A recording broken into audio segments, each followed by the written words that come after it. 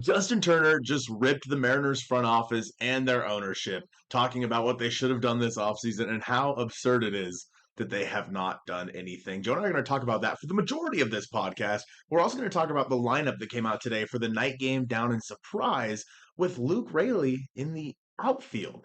We appreciate you guys coming here and watching episode 171 of the Hit It Here podcast, part of the Bleav Network. The Sam, the Curtis and Clark, the Illumian Steve episode of the podcast. Again, a bunch of people that we have met down here. Thank you guys so much for stopping us and saying hello. Whenever you guys see us, it's always so great to talk to you. And I am here once again, live and in person. The last podcast we'll do in person for a while with Joe. His second to last day down here in Peoria. How are we feeling? I'm feeling great. I'm excited that we get to see a night game. You mentioned it before, like we were talking, just like going to brunch or whatever. That the only night game that I've been to, and I think that you've been to, has been at the sports complex. You've been to a few, but only at the Peoria Sports Complex. Tonight, obviously, it's at Surprise or in Surprise. At Surprise, both are applicable. Cool. Obviously against the Royals, and right before we went live, recording the podcast is how that works. They announced the lineup, and you mentioned it was an off day on Tuesday, going to a night game on Wednesday. Maybe we'd see, the majority of the starters in there against the Royals. And I think that's pretty true. It's accurate. It's pretty accurate. There's a couple in there that might be, maybe they're trying to see what more juice they have left in them. But obviously, you think about the typical starters. Top of your lineup's looking like Victor Robles out there in right field. You got Julio Rodriguez batting 2 in center. Then you've got Cal catching. The first little difference here, though, batting 4 is Randy Arozarena. That's normal, but his position is a bit different. He is DHing today. Mm-hmm. Yeah, I find that interesting. I mean, not a huge deal, obviously, in spring, whatever, but that is simply to get the next guy on the list, Luke Raley, some time in the outfield. Obviously, Luke is projected to kind of be your everyday first baseman, or at least that's what we thought.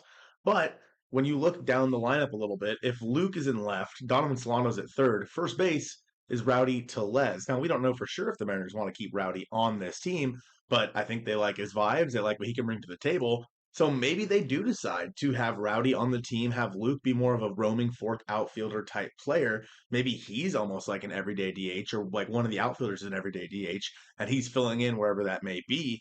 And then Garver's relegated to the bench. We'll see. But I think that, and maybe we're reading way too much into a spring training lineup. You know what I mean? But I find this pretty interesting. No Dylan Moore in the lineup. It's Ryan Bliss over there at second base. Dylan's had a pretty bad start to the spring so far. JP, of course, at shortstop. So yeah, I think that, like, what we're looking at right here, it's possible. It's not that is the opening. It's not entirely out of the realm of possibility. Yeah. I think there would have to be a really big surge from Rowdy this spring for him to win the opening day first base gig.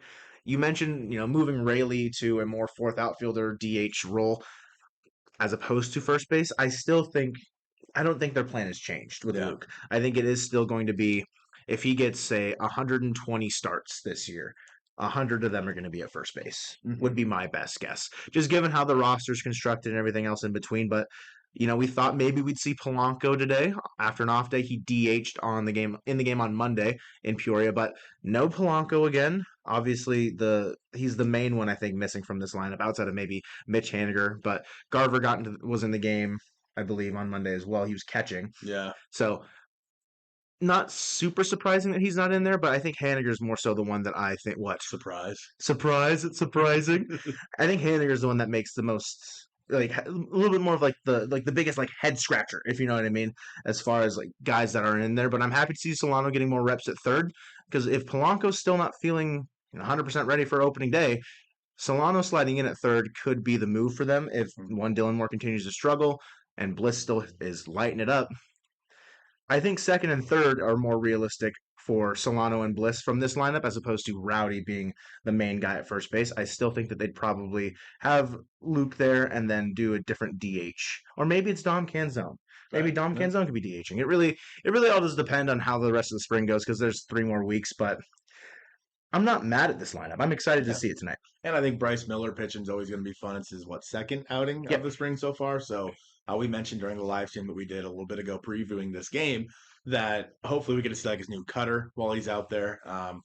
hopefully, he keeps his command and whatnot. So it'll be interesting to see. We expect him to get about 40 pitches. Hmm. Obviously, by the time this comes out, we'll know how he did. But Yeah. before the game, we are unsure. So let's move on to the meat and potatoes here, Joe. Just a quick little lineup breakdown. Justin Turner chatted with Bob Nightengale, everyone's favorite punching bag of a beat reporter, and he had some interesting things to say about Mariners ownership, the Mariners front office, etc. And this article, man, They I didn't mean, hold back. they did not hold back at all between Bob Nightengale, between Justin Turner, even some of the players. They didn't hold back. Let me just read you this quote really quick. The fact that they missed the playoffs by one game and didn't go out and add an impact bat or two when you have the best pitching staff in baseball, said Justin Turner, just seems absurd to me. Apparently, Justin Turner had waited all winter for the Mariners to make a respectful offer to him, and they never did. Obviously, the Mariners then went out and signed Donovan Solano instead. He goes on to say, honestly, as much as I wanted to be back there, if I was the only piece they brought back in, I would be saying the same thing. What the hell are we doing? Are you even trying? There's not going to be a better time to go for it. So I don't know what they're doing. I'm very confused. It's a head scratcher for me. That's Head so, scratcher. that's I think of what he said. What's he have to lose, right? People were saying, oh, he's burning a bridge, blah blah. He's never gonna be a part of the Mariners. That bridge was burned when the Mariners didn't make him a respectful Yeah, offer that he waited for the entire offseason. It yeah. had been like not necessarily teased, but there was conversations about Turner returning at the beginning of the offseason with his comments post the end of the year where he was like, yeah, I'm coming back to play baseball next year. Might not be in Seattle, but I'm not opposed to it kind of a Mm-hmm. vibe. And Turner, I don't necessarily disagree with any of his sentiments. It's something that we're not unfamiliar with. This is an echo chamber of thought, of like a thought process that yes, we've all been thinking it. We've all kind of said these similar sentiments, but hearing it from the mouth of a player that was acquired at the deadline, that was in talks with them potentially Well reuniting, respected player. a very Yeah. well respected player, a seasoned veteran of the game, for him to come out here and kind of publicly put the entire org on blast it should be a wake up call for them as we sit here 3 weeks away from opening day, right? Yeah, I would think that when you have a guy as well respected as Justin Turner, someone who's been around for a long time, he came in and was one of your best midseason acquisitions you've ever made. Yeah. Turner was great Hmm. for the Mariners in 2024. The fact that he's now coming out and saying this because the Mariners did absolutely nothing, it speaks volumes. And I think that really it is the sentiment that all the players have, but they can't really say that. The quiet part out There, loud. yeah, exactly. All the players are thinking it. We saw Cal talk about it at the end of the 2023 season, and it's just been the same drumbeat every single time. The players are going to come out and tell you at the beginning of the year, we believe in our teammates, blah blah. Well, it's a business. We can't control it, blah blah. That's what they're going to say, and they said as much in this article. But I guarantee that 90% of the players are thinking exactly what Justin Turner just said, especially the pitching staff. If I'm the pitching staff, I'm pissed because the pitching staff was the best in baseball, and the offense was the problem, and the Mariners went out there and did absolutely nothing to fix that problem. So the pitching staff's like, oh well, we're gonna go out there and we're gonna have a chance to win in a bunch of games, and then the offense is just not gonna come through, and we're gonna lose 1-0. That's just what's gonna happen. And obviously, it's the sentiment that we've been talking about all offseason, that you guys have been talking about all offseason. So it's cool to see it from Justin Turner. I want to talk about another quote that he made right here. He said, there's never going to be a better time in the history of that franchise to have added a couple of bats to make a run this year. I thought Pete Alonso was a slam dunk. How can you not go after him? You kidding me? They missed it. Yeah. I think that that's something that we talked about a lot this offseason. Pete Alonso was like the perfect fit. And Sure. Like I get people not being in love with his profile or right. what he can do, or if you're worried that the power output's not going to be a one-to-one transition from City Field to T-Mobile. Outside of that, you if you keep playing that same idea, you're never going to figure it out. You're never going to know. It'll always just be like, maybe it'll happen. Okay, you'll never know until you try. Mm-hmm. And Alonso, yeah, I know a lot of people wouldn't have loved it, but if you could tell me at the end of the season that he hits 30 homers, drives in 100 RBI as a first baseman, that's what you expect out of a first baseman. Yeah, he's not going to do much else because that's just his role is to be a run driving in guy, and that's just what it was. And looking at the lineup today, Alonso in there instead of Rowdy Tellez. No disrespect to Rowdy Tellez, that would go kind of hard. Yeah. It would move, it would shift some stuff around, but it would go kind of hard. And talking about how we didn't sign any impact bats, how he didn't receive a respectful offer. Mariners were willing to give Carlos Santana 2 years, Right. but they couldn't give Turner 1 year, $7 million, and Hmm. then they default to Donovan Solano, who I am still happy that he's part of the baseball team, but he's the fallback to not wanting to sign Turner, losing out on Carlos Santana because Josh Naylor gets traded, right? Like there's there was a domino effect that just went against the Mariners, but they did not react or respond appropriately, and it never. Whether they were going to, I guess, react appropriately to how we think that they should operate, we'll never know. But I think this article, those comments, are kind of. It should really be a huge wake up call for the Mariners ownership and the Mariners organization as a whole that they're not slick. They're not like we've all got it figured out. John, Chris, whoever else, we've all got it figured out. We know what the idea is. And yes, we're still going to support the team Yeah, absolutely. because it's not the players' fault that they didn't go out and sign another guy. I'm still going to be, cheering for Donovan Solano, even if he is the, I guess, causation of lack of moves, right? Like he is the result of not wanting Pete, losing out on Santana, and not offering a respectful offer to Justin Turner. Hmm. Therefore, you end up with Donovan Solano, who I hope that doesn't feel like a slap to the face to him in any way. I don't think Turner means it by any disrespect, saying like the Mariners didn't sign any impact Right. bats. And again, not like it should matter to him, but obviously he's a professional in that sense. But it's an interesting article and conversation to have when opening day is closer than it should be with a conversation like this. Hmm. I'm interested to know like why. I mean, I understand it, like, but like, why is again? I completely agree with everything Justin Turner's talking about, and obviously he's just answering the question that was posed to him. Why are they posing this question to the guy? Hmm. Like, they shouldn't be asking him about his old team. Can I say something? Yeah. If this was on foul territory, Oh, we'd be ripping it apart. we'd be livid. Yeah. We would have so much more disdain towards it for whatever reason. And like you've spoken a little publicly ish about your not you don't really love Bob Nightingale a lot. Hate Like the guy. sure he hates the guy, okay, but if it was foul territory for whatever reason, it would have left a worse taste in my mouth specifically. And I don't want to say any disrespect towards the people that, Scott Braun, Przinsky, Kratz, whatever. They're doing their thing. They're doing great, obviously. But it always felt like after 2023 that it was like they were picking on the Mariners. Hmm. And that, for me, felt like it was starting the news cycle iterations of Mariners bad publicity.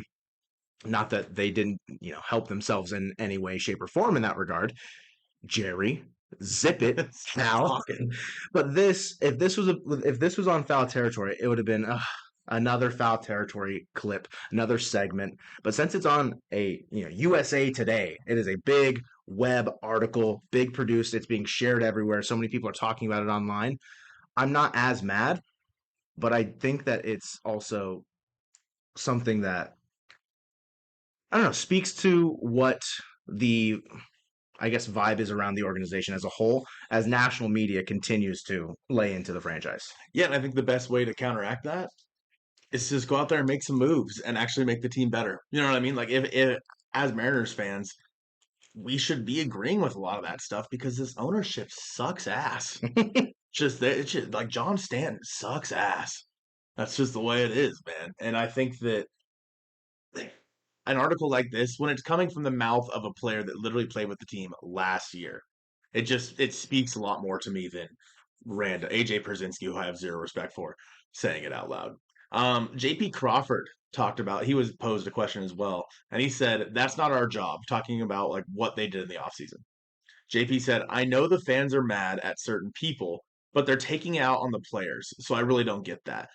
I think that that's the thing is like it's even more disrespectful because the players are the ones that have to face the brunt of this because yes, of course they're the ones that need to go out there and perform. And like Mm-hmm. if you're not performing, obviously there's going to be some backlash, but also they're just the front facing part of the organization. Like they are what make up the organization and unfortunately, they don't have a say on what teams go out there and do, what John Stanton, Jerry Dipoto, and them go out there to do. Logan Gilbert said, I wouldn't say we're frustrated. We were just kind of waiting to see what happened. You kept hearing rumors, and we'd sign somebody. That we'd sign somebody. Really, I think that we were more curious than anything. Logan, I get it. I get it. You want an extension. You're saving face, buddy. But Stop. you guys were frustrated. There's a 0% chance that the pitching staff as a whole was not frustrated. Mhm. Like it's just, I think frustrated is the exact right word in my opinion. Like I don't know.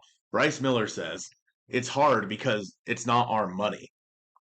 We could say go get everybody. Obviously, there were a lot of guys who were free agents this year who were impact guys, so no one would ever turn down an impact guy for the offense. But at the end of the day, the guys who are in the locker room, that's who we're going with. That's who we're riding with. We believe in who we have here. They And have to say that. it's another saving face comment, which I don't disagree with. Mm-hmm. It's what I was kind of saying with Donovan Solano. Like, he is the product of a failed offseason. Something that you've said numerous times is he's fine as your third best bat. Mm-hmm. And I don't necessarily disagree with that, but that just didn't happen. He might end up being your best bat unless Polanco somehow brings it back to 2020, 2021, 20, all those, the good old days with the Twins. With the players, I wonder how they're feeling with in the new coaching staff. I think, and specifically with what we've seen down at the backfields and just spring in general, you said it a lot that it feels like Dan and just everyone, the air feels different. It's being ran a little bit differently. Maybe is it like more tight-lipped? Is it more like organized? It's kind of tough to say, but when Service got let go, fire got lit underneath the team, and they started playing better. Mm-hmm. Ultimately, is that fire continuing to be stoked throughout the entire offseason, into spring training, into games 1 through 162? That's what you need to look out for. And yes, the team can be competitive. There is a core group of players that, if they are playing well, if Garver and Polanco were not negative players compared to their career norm, the team is likely in the Oh, postseason. You absolutely. know what I mean? And I know that's a cop out answer. That's not what anybody wants to hear. But when you get a quote from Miller like that saying these are the guys that we're going with, there's a reason that they're going with them. One, that they're owed money, Mitch Haniger. Two, Good point. two, that there is still some confidence within the organization that they can get them right. And I think with the coaching staff specifically, those changes, bringing in Seitzer and Magianis from the Braves, obviously some of the big ones, Edgar, I mean Dan getting his full year as the coach, not the coach, manager. That's what it's called in baseball. I think there's optimism around the group that they have, and I get that. But what Logan was saying, and I think Miller, I mean, you said Miller said it too, is like you're not going to turn down an upgrade somewhere because there's plenty of room to upgrade on this roster. And that's the big issue that a lot of people have is they just simply did not make an effort to do so, and that I think is the fairest criticism out of anything to take from this. And I think it's fine to believe in the guys that are on the team right now. Mm-hmm. It's just you're believing in a bounce back from Garber. You're believing in a bounce back from Polanco. You're believing in a bounce back from guys like J.P. Crawford, etc. When there were just clear upgrades that could be made, where you don't have to bet on a bounce back. You go get Pete Alonso. He's going to hit you at least 25 homers. Like he might hit you. He might hit 230, but he's going to hit you 25 homers, driving 100 runs, and be that guy for you. Mm-hmm. You go get Alex Bregman. Like, I mean, he's not going to hit the cover off the ball in T-Mobile Park, but he's still a competitor. He's a guy that makes a lot of sense for this team. Like, the Mariners had the chance to go out there and get these guys, and they chose not to. They didn't. They didn't make an offer to Polanco, LOL, to Alonso, to Bregman, or to Juan Soto, the three biggest guys on the free agent list. I mean, again, I think the Mariners should have spent that much money on those guys? No, because of the way this team is ran, you're not going to be able to extend Gilbert or Kirby, etc. Cal. And speaking of Cal, You mentioned a little bit, Joe, about the coaching staff. Cal said, I think we're all excited with Dan at the helm now and Edgar leading the charge with the offensive strategy. I think guys are hungrier. There's very good energy going on around here. Dan is such a good person, but brings a fierce kind of competitiveness to this team. And I would agree with that. From everything we've seen so far in spring training, it does feel like there's a different energy than there has been in years past. A little, a little bit to the dismay of us, just because it's like we don't really know what's going on sometimes. You can't really feel out the vibe the same way. Yeah, so that part's a little strange. It's like we don't know where guys are going to be. I think we're starting to figure it out, but then yesterday the backfields were closed. Today they're not open for another couple hours. So like just when I thought we were getting there, you know. Um the next part of this article is interesting. It is what would that be like a title in the middle of an article? Like Yeah, like a little headline. yeah, Jerry gets a bad rap. Now, this is also from Justin Turner talking about Jerry DePoto. He says, I think Jerry catches a bad rap for a lot of these trades and how crazy some of the trades have been. But now being a part of it, I kind of understand. He doesn't have any money to spend. So he's got to create money. Like, okay, is it really Jerry's fault? He's doing everything he can to create a budget to be able to do things. It's like when he traded Graveman to Houston for Toro.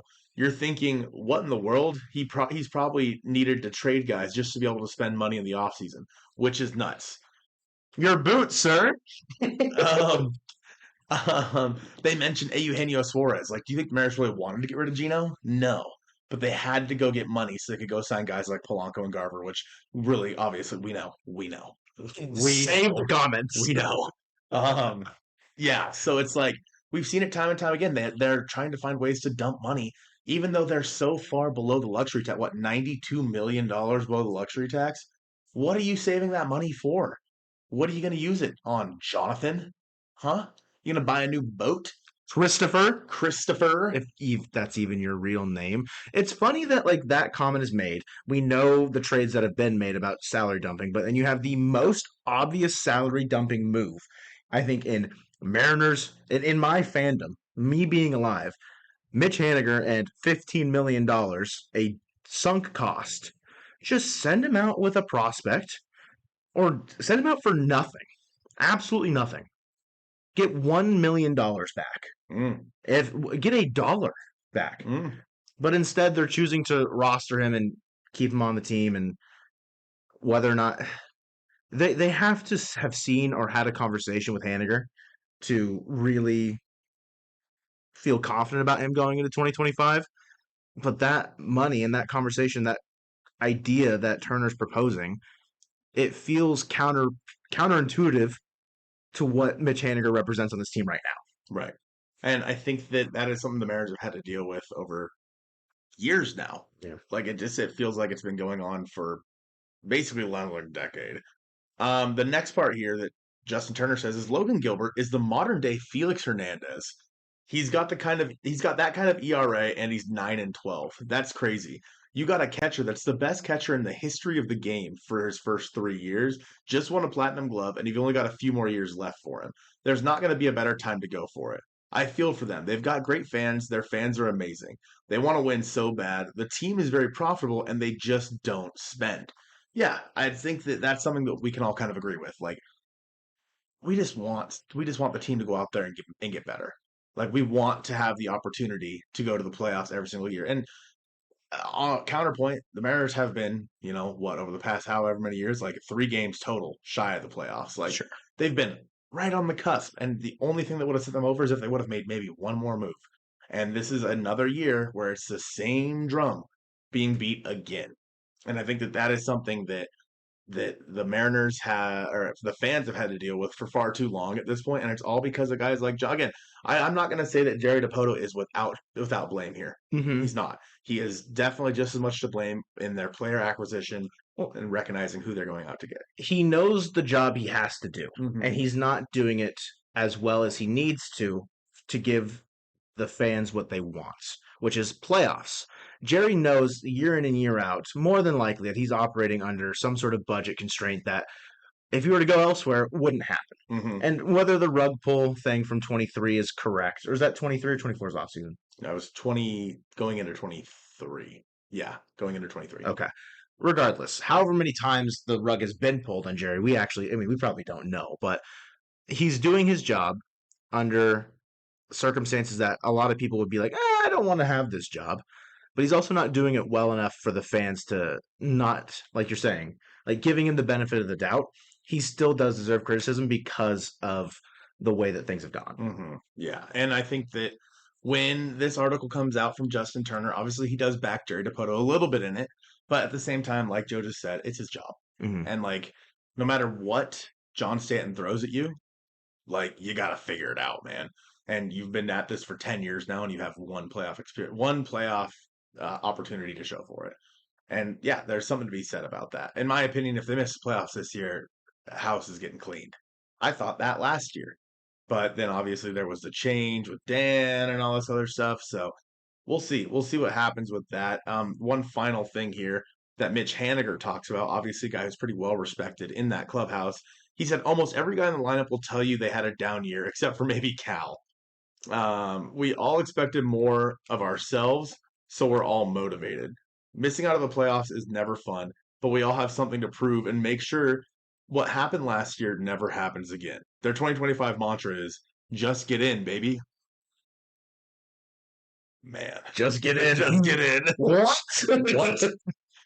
What did you just say? Oh, that's amazing. I don't think it's again, there's not a single thing in this article that I inherently 100% disagree with. Mm-hmm.